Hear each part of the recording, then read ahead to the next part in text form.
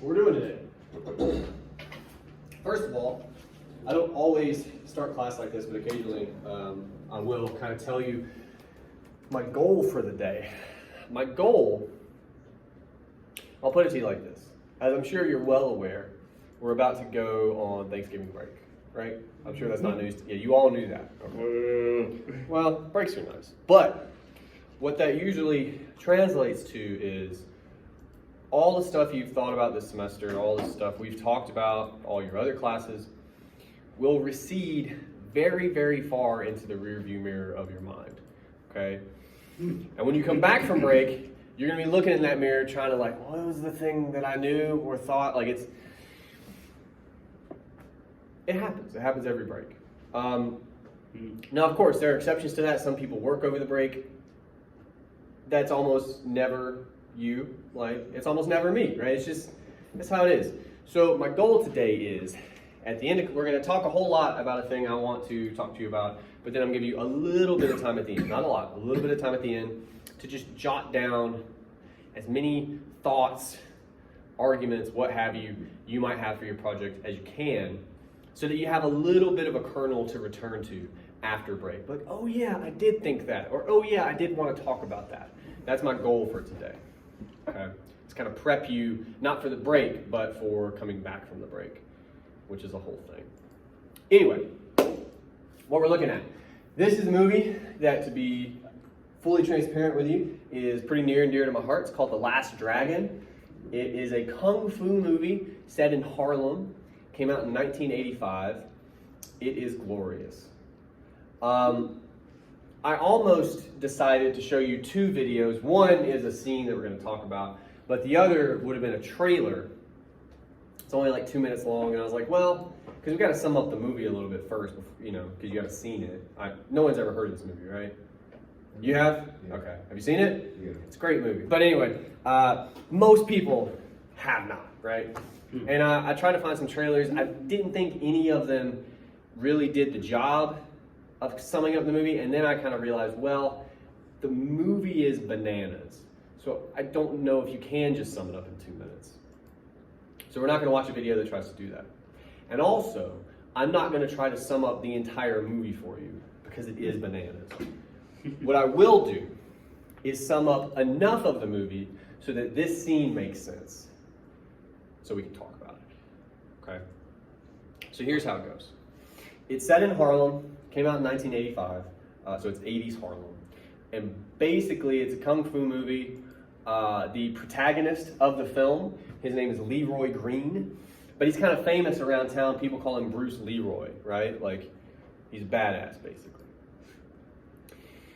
Sho'nuff, who is one of the antagonists, there are two, but he's the only one in this scene. Sho'nuff calls himself the Shogun of Harlem. He's also a badass, and he doesn't like the fact that Bruce Leroy is kind of getting all this acclaim. Do what? Like all the praise and stuff. Yeah, and the scene in particular, he's gonna challenge him. He's like, he wants to fight Leroy, kind of decide it here and now, as Sho'nuff would say, who is the baddest? You'll see that here in a second. Ooh. It's fun. There's a lot more that goes on in the movie. There's a whole other antagonist. There's a couple different storylines. We're not going to get to those, okay, because I don't want to confuse you. But for the sake of this scene, that is basically what occurs. I also want to tell you, I'm going to go ahead and get the lights. I also want to tell you, I usually would contextualize the scene you're going to be looking at, because I want you to have an idea of what's going on. But for this particular scene, I kind of want you to just take it in all its insanity. I will tell you, this is early in the film. This is where Leroy and Sho'nuff actually meet. So we're gonna see both of those characters. What else? It's in a theater. Like, everybody's watching obviously a Bruce Lee movie. If you don't happen to know who that is, that's that guy. He's pretty famous. But they're watching this movie, and then Sho'nuff and Leroy are gonna meet. They're gonna talk for a minute. What I want you to do, because you haven't seen the movie, most of you, we're gonna watch the scene once. And if you notice things, by all means, take note of them. But mainly, I just want you to try to the best of your ability, hang on to what's actually happening. And after we watch the scene one time, we're going to talk about that for a minute. Just summary. Just what did we just see? Okay? Then we're going to watch it again with an eye toward anything that seems significant, anything we might have more to say about, in the same way that we've done for text all semester. Okay? But again, just the first time through, primarily, what the hell is going on? That's all I want you worried about. All right. So again, we're going to dive into details, and there are a ton of them in this scene. There is a lot in this scene. We cannot talk about all of it, okay? But before we do that, just summary. Just what did we just watch? So like, we open up in a theater, right? Mm-hmm. They're watching a Bruce Lee movie. Then what happens? Yeah, Someone places a beatbox. Someone places a boombox. boombox in the middle. They fucking start breakdancing, right? Like in the aisle. Yeah. Yeah, and then And basically, the one guy just jumped up and scene and basically breaks the boombox just as in the movie. very interesting, and we'll talk about that in round two. But very interesting early in this scene, like shot for shot pairing with the movie on screen, Yeah. right? And I've kind of told you guys this before with Vonnegut. Anytime in a book or a movie or a show, anytime you're engaging with the text, but then characters in that text are also engaging with the text, we're almost always asking you as an audience member to kind of they want you thinking about the fact that you're watching a movie, basically. They want you cognizant of that.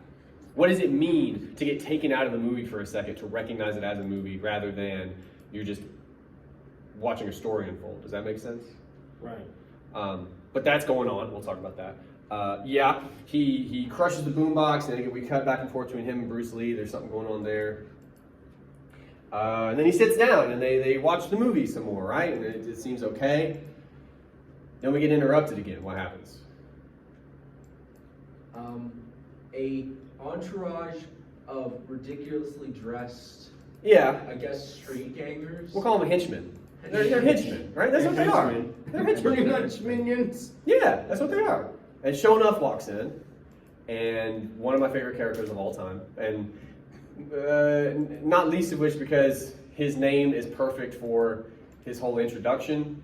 Who's the baddest, who's the prettiest, and they have to keep repeating his name. I think it's great. But anyway, that occurs. Movie starts back up. They're looking for their seats, but then something else happens. What happens? Kid says that there's this kid who yells Yeah.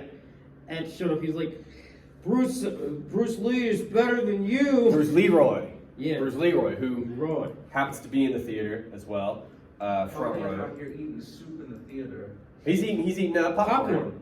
Yeah, with chopsticks. Well, we're gonna talk about that too, but that's a little that's a little it's noteworthy, right? It's a little strange, but that's for Yeah. round two. That's for round two. Okay. But yeah, he says Bruce Leroy can beat you, so then of course Shonuff is like, Shonuff straight up attempts to assault a child. well, he moves him, but he gets in Bruce Leroy's face, Yeah. challenges him. Leroy clearly is not interested in that, gives him all these aphorisms. Basically, yeah. These quotes. And then what happens?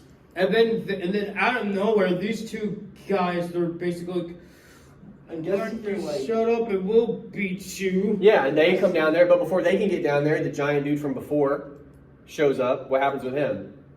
He basically just slams his head against like the, He loses immediately yeah. to his girlfriend's horror. Then those other guys make it down there. They get their ass beat. A couple kung fu guys who I guess were couple just of in them this. just come out of nowhere and start to Yeah. try to beat this guy up. Yeah, and they also just- he twists one of their legs 360 Did you guys pick up on the part where he bites the guy's Achilles tendon? Oh yeah.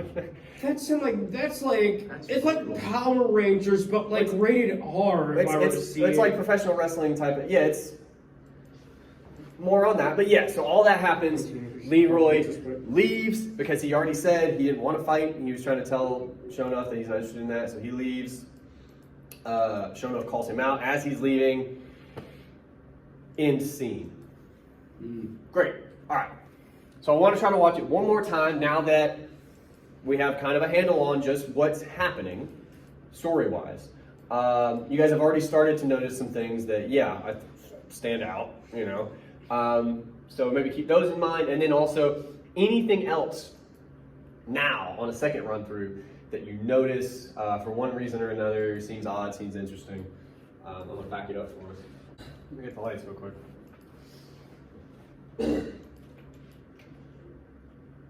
It's so stupid that it goes all the way back around to being profound. Pretty much. In a way, I think I'm inclined to agree, but I'm curious what you mean by that. Why do you say that?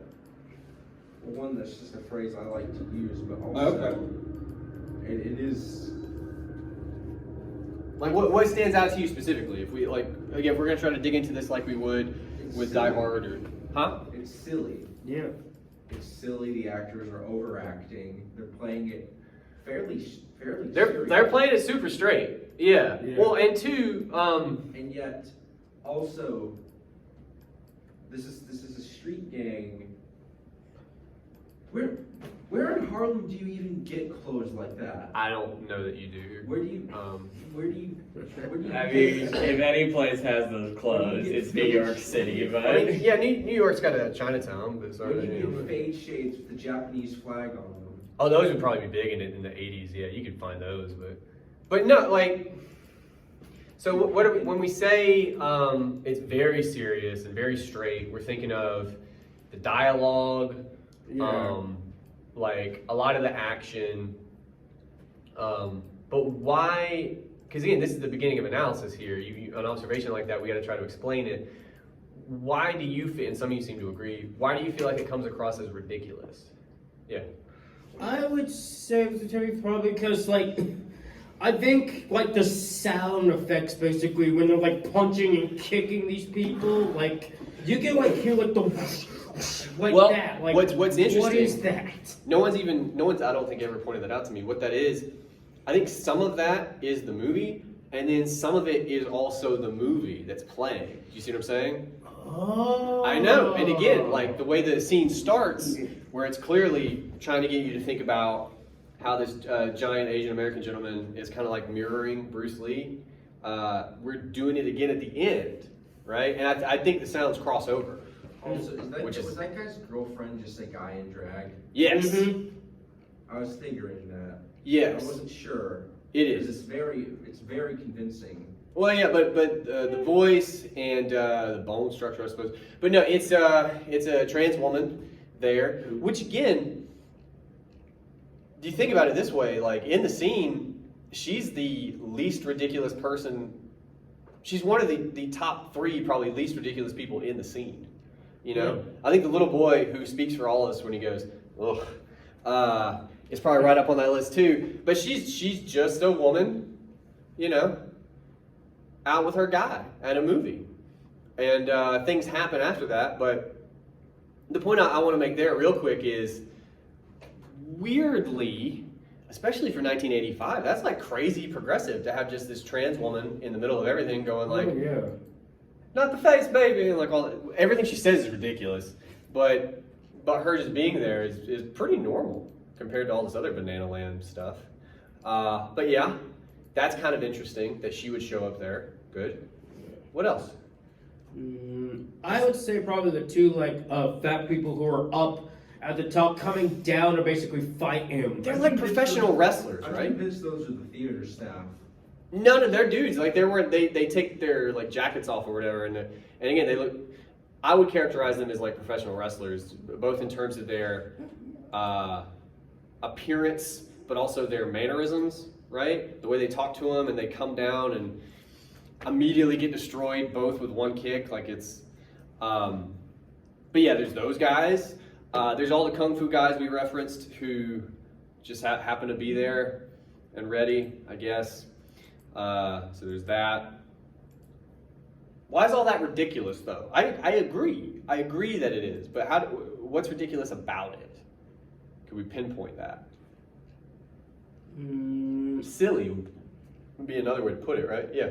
I would say probably it would be hilarious because What's something Gene Wilder once said? If you're doing something silly and stupid, don't don't talk like you're silly or stupid either.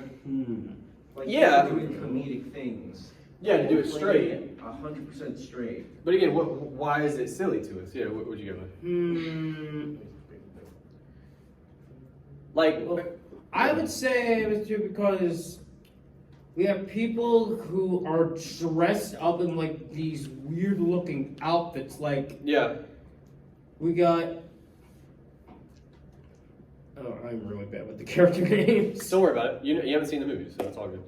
But yeah, we got our main protagonist wearing the hat, and we got like Yeah.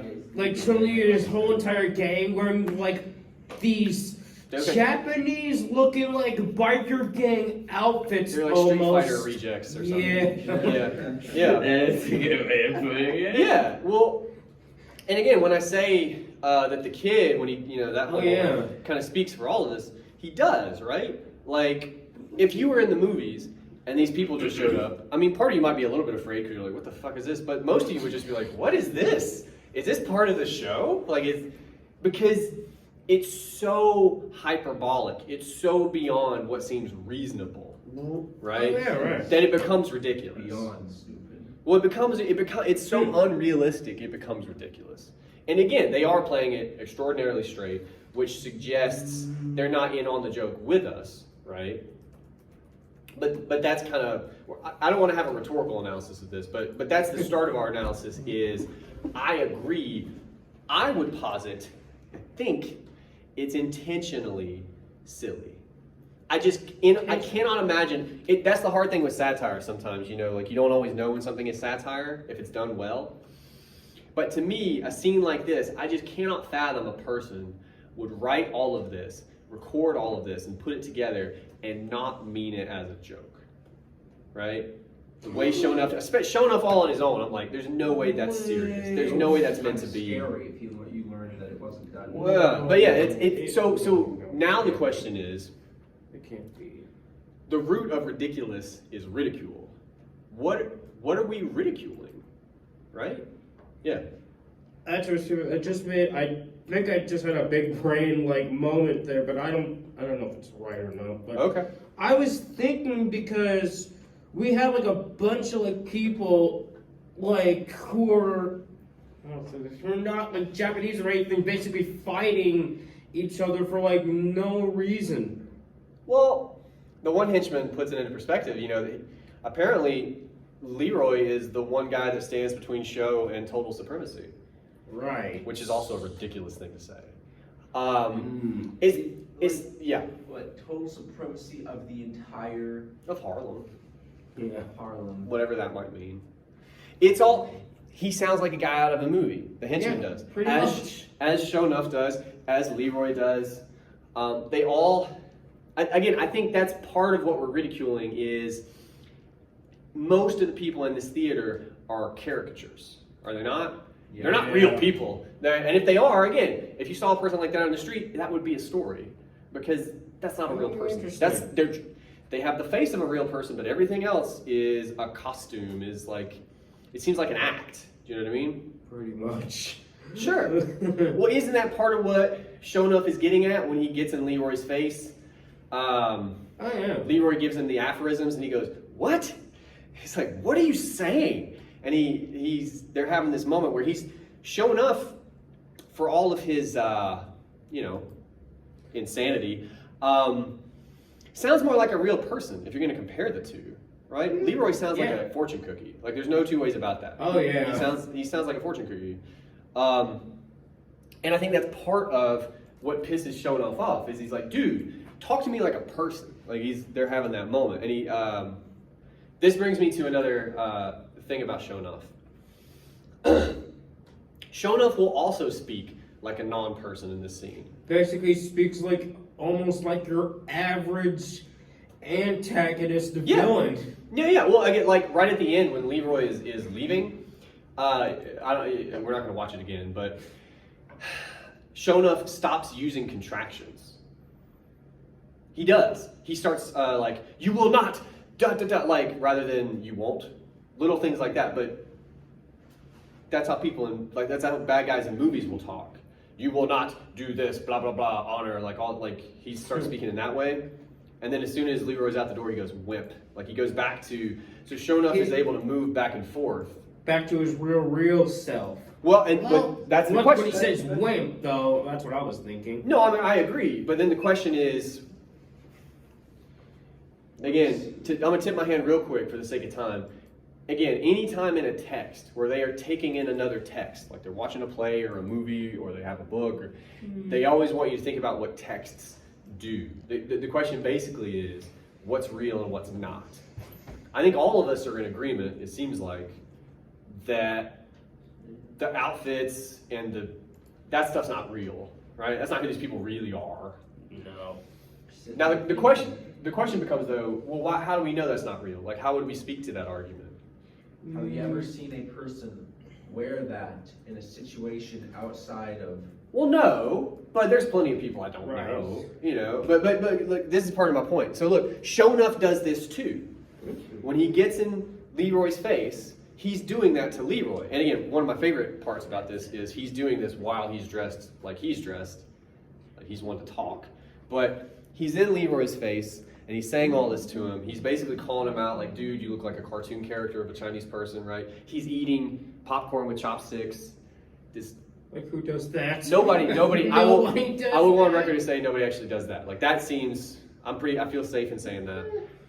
But again, I think that's part of the joke, right? Like part of the ridiculousness. We still haven't quite figured out what we're ridiculing, but that's part of it. But here's my question.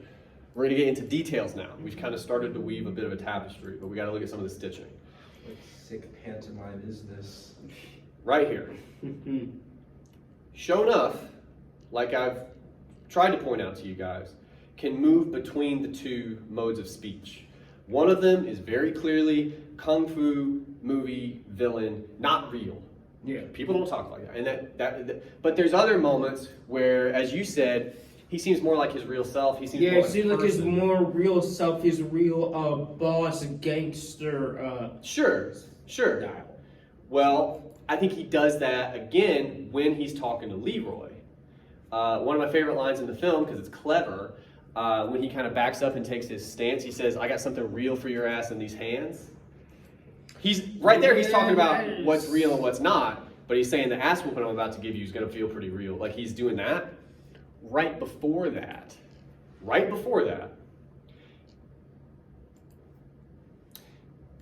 I don't normally preface this, but I've received emails in the past. I'm going to tell you a quick thing. This is important. Apparently people don't know this. When your teacher asks you a question, I'm about to ask you a question, Okay. it does not mean I don't know the answer or I don't have an answer. I'm asking it because I want you to have an answer, okay? I've received one last semester. It was like, I can't believe you don't know. I'm like, I fucking know, man. All right? I just want to say that. Okay. So here's what I'm thinking about. Okay. Shonuff gets in Leroy's face, Mm-hmm. and he says a word I cannot say. I cannot say. And I know you guys have been with me all semester. You're like, this fucking guy will say anything. I cannot say this word. You know what word I'm talking about? Yes? Yes. Good. Okay. This is the question that people will sometimes take the wrong way. I have an answer, okay? Why can't I say that word? Why not? The stigma that's around it. You just want to open up one of the, like you say that. An easy answer to be like, is a story that is way too long to get into here. Well, you could sum it up. There's a historical weight to that word, Yeah. which is why I don't get to use it. Fair. I agree. That's part of my answer, right? For sure. Well, then the next question is, I don't think any of us really bat an eye when Shonuff uses it, right? Seems fine. Why? Why is it different when he says it? Why can he say it? Again, I have an answer for this, but I'm curious. Why do you think he can say it? Because of the false social conception that people who have been associated with that word are the only ones allowed to use it. Oh yeah. You started with false, which is a hell of a place to start an argument, but okay. Well, Like, false in the sense of that if we were more enlightened as a society, well, one, we have no need for such words. Sure. Yeah. Sure. Listen, this is a really, really touchy subject to get into. It can be, but it doesn't have to be. Look, I think we all opened with, we agreed I don't get to say it, and I agreed with you. I agree. Yeah, so we're good. We're pretty good. And again, part of my theory is I think we all agree Shonuff can say it. I think we all Yeah. agree on it. So again, my question is, why though? There's a reason that we don't think about, but like, why? Yeah. I would say there's a reason why he can't say that word because he.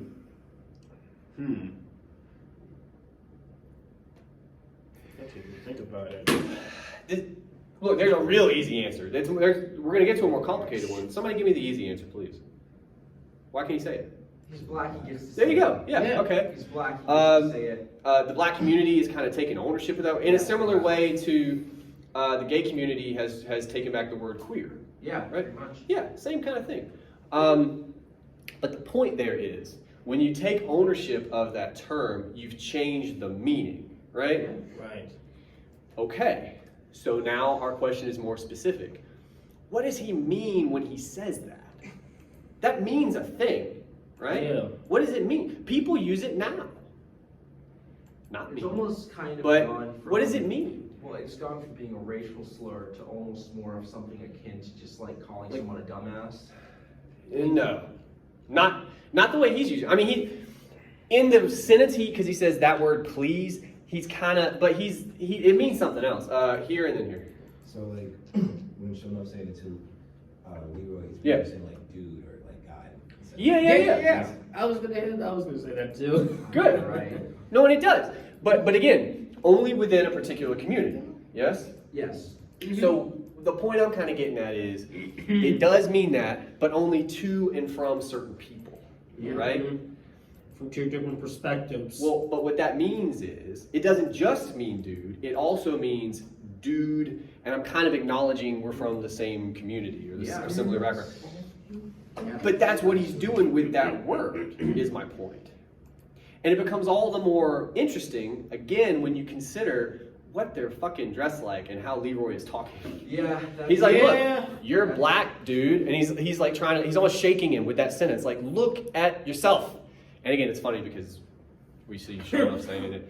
But so right there's this question, and it's all through the movie. People are always calling out Leroy for how he dresses and acts. But the question is or the thing people keep saying to him is, you don't act like you're supposed to. Like we think you should act because you're black, right? Like that's it. That's the whole problem that's going on here. Now that's interesting because, weirdly, I think we all tacitly agreed with that. When you see the way Leroy looks, you're like, that's not really him. Why? Most of you said you'd never seen the movie, right? Yeah. Yeah. But you see that and you're like, that's not really him. It could be. Then again, It could nothing- be. Nothing in that situation really. No, and that's fair. Reality. And that's very fair. But here's kind of what I'm getting at. I'm inclined to agree with you for reasons that we've already enumerated. So much of this scene is bananas, right? Yeah. For sure. I think the way you could just point that whole scene out is that we take what we've known, or should I say have been taught from Yeah. reality, and place it onto our fiction of how Yeah. normal is supposed to be. Well, yeah, and a thing like a movie, like that's born out of our culture. But again, I think the question is, what's real and what's not? And if the whole scene is filled with stereotypical caricatures of all kinds of cultures, right? It's not just one or two, it's a ton of them.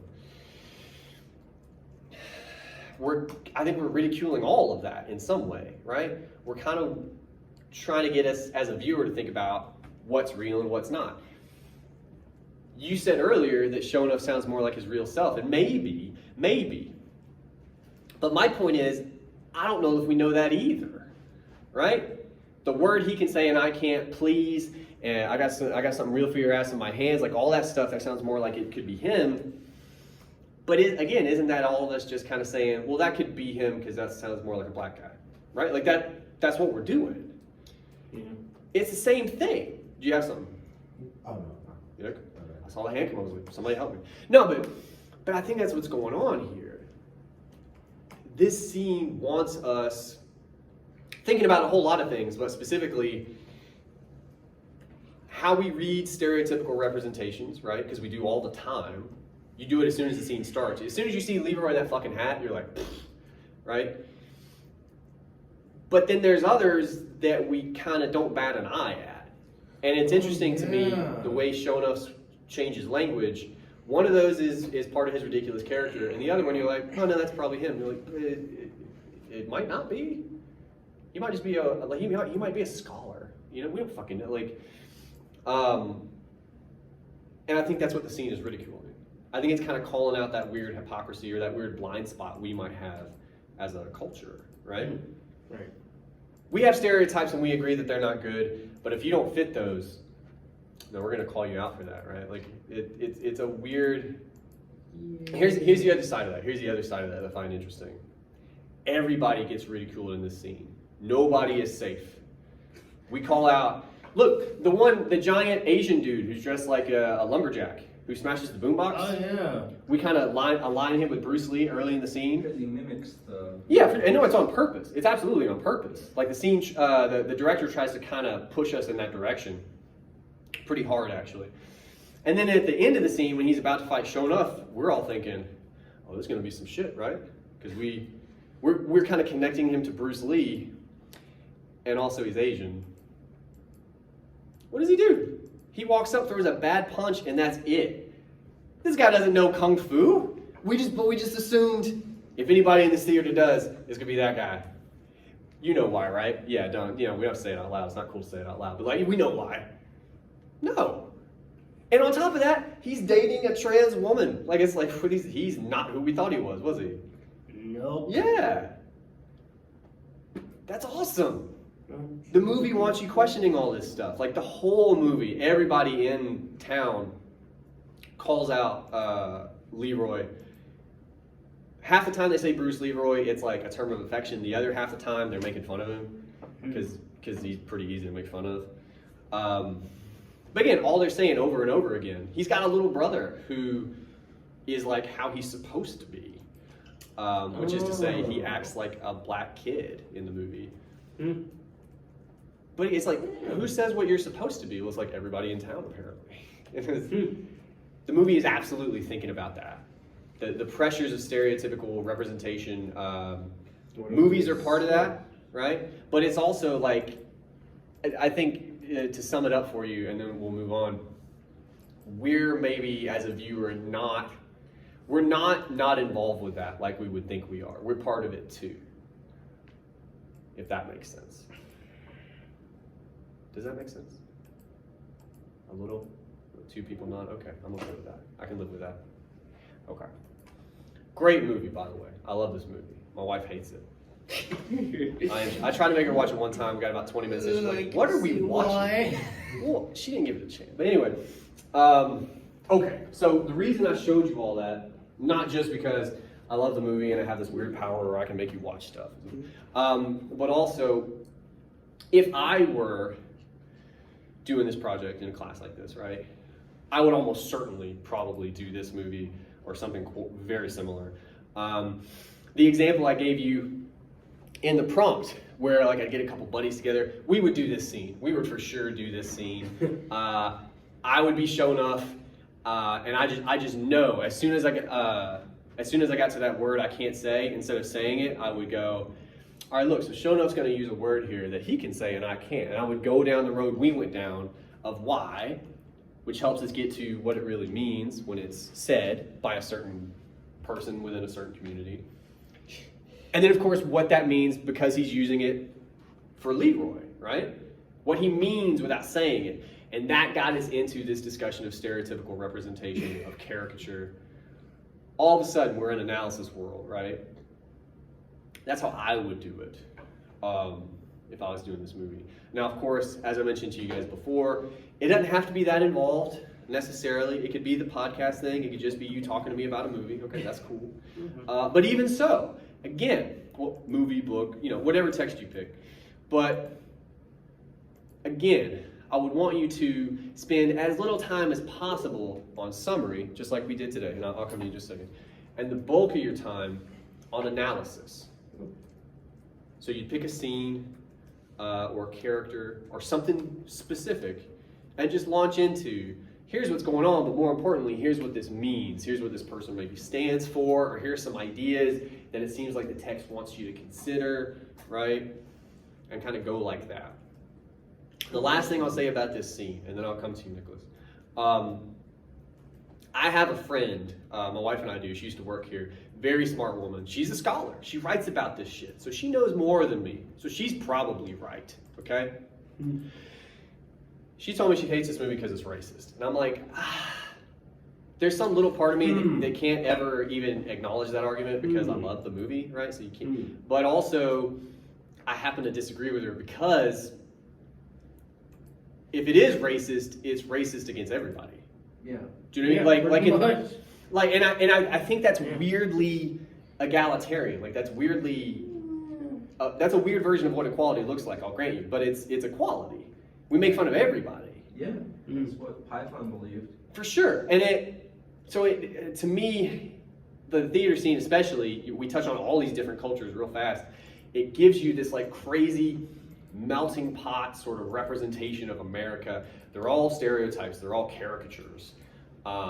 Watching a movie while in a movie, you know, we're back to that Die Hard conversation about maybe that is what we are.